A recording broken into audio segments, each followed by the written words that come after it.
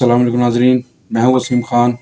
आज मैं आपके साथ इस्लामाबाद से कीनिया का जो मैंने सफ़र किया उसकी मैं आपसे कुछ शेयर करूँगा कि सफ़र कैसा गुज़रा, बीच में क्या क्या हालात हुए, क्या क्या वाक़यात हुए और वहाँ के लोगों का रहन सहन और वहाँ के एक वहाँ का जो एटमॉस्फेयर, वहाँ का कल्चर, वहाँ की रोज़मर्रा की लाइफ वो कैसी है, वो मैं आपसे कुछ उनकी बात वहाँ की बातें कुछ शेयर करूँगा। तो नाज़रीन, ऐसा हुआ कि मैं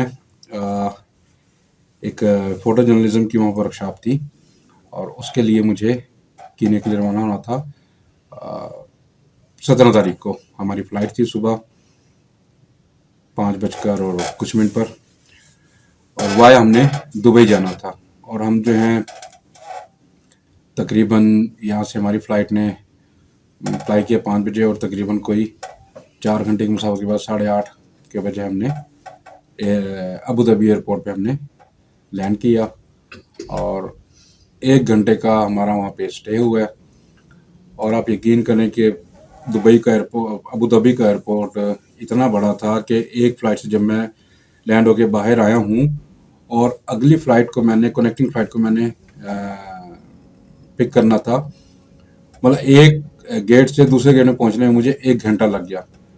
और वहाँ पर मतलब काफ़ी पाकिस्तानी लोग भी जो एम्प्लॉय हैं एयरपोर्ट के ऊपर, उन्होंने भी काफ़ी हेल्प की कि उनसे पूछा कि हाँ जी ये फ़्लाइट मेरी किस जगह पे, कौन से गेट पे है, तो उन्होंने काफ़ी मेरा हेल्प आउट किया और मैं फिर दौड़ते भागते वहाँ पहुँचा हूँ। और फिर उससे पहले इमिग्रेशन हुआ। अब इमिग्रेशन में ये हुआ कि मतलब यहाँ पे तो हमारे इस मुल्क में इतनी वो सख्ती नहीं है, लेकिन यह कि इंटरनेशनल फ़्लाइट थी और बाहर अबू धाबी में, उसमें उन्होंने बेल्ट तक उतरवाई, शूज़ तक उतरवा दिए, बस कपड़े रह गए थे वो नहीं उतरवाए। मतलब मेरे नहीं, पूरे सब जितने पैसेंजर्स थे उन सब के साथ। और फिर हम चेकिंग के बाद वो इमिग्रेशन का मरहला क्रॉस किया और फिर मैं अगली फ्लाइट की तरफ गामजन हुआ और 13 भी गेट की तरफ पहुंचा और वहाँ से फिर मैं connecting flight via Abu Dhabi to Kenya Nairobi के लिए मैं सफ़र आगाज़ किया। और ये तकरीबन कोई 5 घंटे की डायरेक्ट फ्लाइट थी। तो हम तकरीबन कोई वहाँ पहुँचे मेरे पाकिस्तान से, मैं हम इसलिए बोल रहा हूँ कि हमारे पाकिस्तान से 2 साथी और थे, एक लाहौर से थे और एक हैदराबाद से। और हम वहाँ तकरीबन नैरोबी पहुँचे हैं कोई तकरीबन 12:30-1 बजे के करीब हमने वहाँ पे 1:30 बजे हमने लैंड किया और एयरपोर्ट से बाहर निकलते निकलते हमें तकरीबन कोई 2 बज गए थे। तो रिसीव करने के लिए हमारे होटल की गाड़ी आई हुई थी। तो जब हम बाहर निकले तो ऐसा खूबसूरत मौसम था कि लाइक ऐसा कि जैसे बस बादल अभी बरसे तो अभी बरसे, बहुत खूबसूरत मौसम था। नाज़रीन, मैं इसके अंदर आपको बताता चलूँ कि मैं अपनी वहाँ की जो ट्रैवलिंग की जितनी भी वीडियोज़ या कोई तस्वीर मैंने वहाँ एक्सपोज़ की हैं, वो मैं आपके साथ इसके वीडियो में शेयर करूँगा, आप देखते जाएंगे।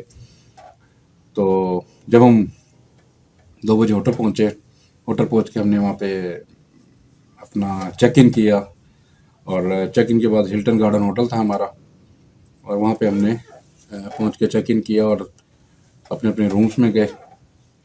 और रूम्स में वहाँ जाने के बाद हमने फिर 1-2 घंटे स्टे किया, वहाँ पे रेस्ट वगैरह किया, फ्रेश वगैरह हुए और फिर हम तकरीबन 3-3:30 बजे लॉबी में आए। फिर हमने वहाँ पे लंच किया। लंच करने के बाद फिर हम वहाँ पे हमने असल में हमें वहाँ पे थोड़ा सा प्रॉब्लम ये हुआ कि हमने कहा यहाँ पता नहीं हलाल फूड मिलेगा कि नहीं मिलेगा, लेकिन अल्हम्दुलिल्लाह हमारे लिए हलाल फूड का वहाँ पे अरेंजमेंट हुआ हुआ था और हमें हलाल फूड ही मिला गया। और हमने दिल भर के खाना खाया और अल्हम्दुलिल्लाह वहाँ से फिर हम निकले। और फिर हम, क्योंकि वो 5 स्टार होटल था तो वहाँ पे लॉबी में सिक्योरिटी भी थे, स्मोकिंग एरिया में जाके कुछ हमने स्मोकिंग वगैरह की और फिर दोस्तों ने, और फिर हम निकल के बाहर रोड की तरफ, हमने कहा चलें शहर देखते हैं। असल में एयरपोर्ट के नज़दीक ही हमारा ये होटल था, तकरीबन कोई 4 से 5 किलोमीटर की फासले पर। और उसके बाद फिर यह कि हम तकरीबन 5-7 मिनट के बाद हम और एयरपोर्ट से हम होटल पहुँचे हैं। तो बेसिकली वो हाईवे है और हाईवे के ऊपर वो होटल था, 1-2 होटल थे इसी तरह के और साथ एक पेट्रोल पंप था। पेट्रोल पंप के साथ एक अच्छा बड़ा स्टोर था जहाँ पे तकरीबन उसके साथ एक ऑटो वर्कशॉप भी थी जहाँ पे गाड़ी वगैरह ठीक करते थे लोग वहाँ पे अपनी जो भी है। और मज़ा ये हुआ कि वहाँ पे हमें एक मस्जिद भी नज़र आई जो यहाँ पे कीनिया के मुस्लिम कम्युनिटी लोग जो थे वहाँ पे नमाज वगैरह पढ़ते थे। लेकिन वहाँ पे हमारी मस्जिदों की तरह नहीं था कि अजान होती है और स्पीकर्स के अंदर आवाज़ आती है। नहीं, वहाँ पे अपनी टाइमिंग हिसाब से वो अंदर जाते हैं लोग, उनको पता होता है कि हाँ जी ये टाइम ज़ोहर का हो गया, असर का, मगरिब का, इशा का या फजर का। तो हिसाब से वो अपने हिसाब से वो मस्जिद में आते हैं और नमाज पढ़ते हैं। तो फिर हमने कहा कुछ चलें कुछ ख़रीदारी करते हैं या कोई देखते हैं जाके स्टोर के अंदर। जब हम स्टोर में पहुँचे और हमने जाके चेक किया तो बेसिकली मैंने ये देखा कि वहाँ पे बहुत ज़्यादा महंगाई है और महंगाई के साथ ये है कि वहाँ पे काफ़ी ज़्यादा एक्सपेंसिव चीज़ें मिलती हैं। लेकिन नाज़रीन फिर हम लॉबी में इकट्ठे हुए और हमारा इंट्रोडक्शन दूसरा जो मुल्कों से जर्नलिस्ट आए हुए थे, फ्रांस, कनाडा, जर्मनी, अमेरिका और कुछ अफ्रीकन कंट्रीज़ थे, फ़लस्तीन के एक जर्नलिस्ट थे और उनसे बहुत अच्छी गपशप रही। और ऐसे एक दूसरे से इंट्रोडक्शन करते करते तकरीबन हमें आधा पौना घंटा लग गया और उसके बाद फिर हम गाड़ी में कोस्टर में सवार हुए और मिलावा सिटी की साइड पे फिर हमने ट्रैवल शुरू कर दिया। तो रास्ते में यानी कि जहाँ जहाँ हम गुजरे हैं बिल्कुल ऐसा जैसे हम अपना नॉर्दर्न एरिया की साइड पे जाते हैं, कभी माउंटेन एरिया आ जाता है, कभी रिवर आ रहा है और कभी झील्स आ रही हैं और मतलब हरियाली और सब्ज़ा और छोटे छोटे गांव जैसे खूबसूरत गांव होते हैं वो आ गए। लोग सुबह सुबह उठ रहे थे क्योंकि सुबह का टाइम था तो सूरज निकलना शुरू हुआ तो लोग अपने घरों से निकल रहे हैं जो बेचारे मेहनत मजदूरी करने वाले होते हैं, ठेला लगाने वाले होते हैं और सब्ज़ी वगैरह फ्रूट वगैरह उन्होंने सरों पे उठाए हुए टोकरियाँ और जरा वो अपनी मंजिलों की तरफ अपनी शॉप्स या जो भी उन्होंने लगानी थी वो मार्केटों की तरफ, लोकल मार्केट्स जो गाँव की होती हैं उनकी तरफ वो रवाना दवा थे। और बड़ा खूबसूरत एक माहौल था। एक सर्दी बहुत ज़्यादा थी वहाँ पे मॉर्निंग में और 9-10 बजे के बाद यह है कि टेम्परेचर थोड़ा सा अप होता है तो सनी डे निकलता है तो उसमें आपको मतलब नॉर्मल जैकेट या कोई स्वेटर वगैरह अगर है तो वो ठीक है, उसमें आप तकरीबन 3-4 बजे तक आप उसमें रह सकते हैं।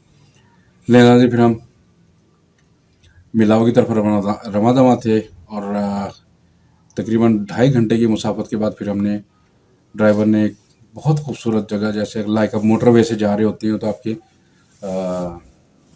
स्टे एरिया आते हैं, उस तरह एक स्टे एरिया था और वो सिटी था नुवाइशा उसका नाम था। वहाँ पे हमने रुके और कॉफ़ी वगैरह पी और सेल्फियाँ वगैरह बनाई, वीडियो वगैरह बनाई दूसरे के साथ और वहाँ से तकरीबन हमने कोई 15 से 20 मिनट का स्टे हुआ और फिर हमें वहाँ से हम अपनी लास्ट डेस्टिनेशन जो हमारी जहाँ पे हमारी वर्कशॉप शुरू होनी थी मिलावा, वहाँ की तरफ हम रवाना हो गए। तो तकरीबन 2.5 घंटे की मज़ीद मुसाफत के बाद हम अपनी मंजिल की तरफ पहुँचे और वहाँ देखा बड़ा खूबसूरत वहाँ पे एक हट बने हुए थे जिसके लिए उन्होंने हमारा जहाँ पे उन्होंने हमारा स्टे का किया हुआ था अरेंजमेंट। रात को हम कैंपिंग करते थे और दिन में बहुत ज़्यादा हमारा यानी कि टफ डे होता था क्योंकि सुबह हम 5:30 बजे उठते थे क्योंकि 21 से 22 लोग थे तकरीबन जो पूरे वर्ल्ड से आए हुए थे, जिसके अंदर जो है सुबह 5:30 बजे उठना होता था और जंगल में मंगल होता था और ये होता था कि जो पहले उठ गया उसको गर्म पानी मिल गया और वो नहा लिया, वरना फिर उसके बाद आहिस्ता आहिस्ता गर्म पानी ख़त्म होता था क्योंकि जंगल के अंदर टेंटिंग की हुई थी। वहाँ पे हमारी फोटोग्राफी वर्कशॉप होनी थी। तो फिर ये कि हम तैयार होकर तकरीबन कोई 6:15 6:30 के करीब हम अपनी क्लासरूम में पहुँच जाते थे और 7 बजे हमारा ब्रेकफास्ट होता था शुरू और 7 बजे से लेकर तकरीबन 7:45 बजे तक हमारा को टाइम होता था ब्रेकफास्ट का। उसमें कॉफ़ी वगैरह पी के वर्कशॉप भी कर लेते थे और जैसे ही जनाब 8 बजे में 5 मिनट होते थे तो हमारे जो ट्रेनर थे जो हमें ट्रेनिंग देनी थी वो आ जाते थे और उसमें कुछ 2 अमेरिकन्स थे और कुछ ब्रिटिश थे। तो वो आए, उन्होंने हमें फिर कॉल ऑन करते थे कि चलें जी क्लास में आ जाएं और जैसे हम क्लास में आए और उसके बाद जो है फिर सुबह 8 बजे से लेकर रात 8 बजे तक तकरीबन 12-13 घंटे बनते थे और उसमें सिर्फ हमें हर सवा घंटे घंटे के बाद जो है हमें एक 5 मिनट या 10 मिनट ब्रेक दी जाती थी। और उसमें होता था कि फूड हमारा 24 आवर वहाँ चलता रहता था। मतलब कॉफ़ी है, स्नैक्स हैं, बिस्किट्स और इस किस्म की चीज़ें जो होती, चॉकलेट्स वगैरह ब्रेकफास्ट के बाद।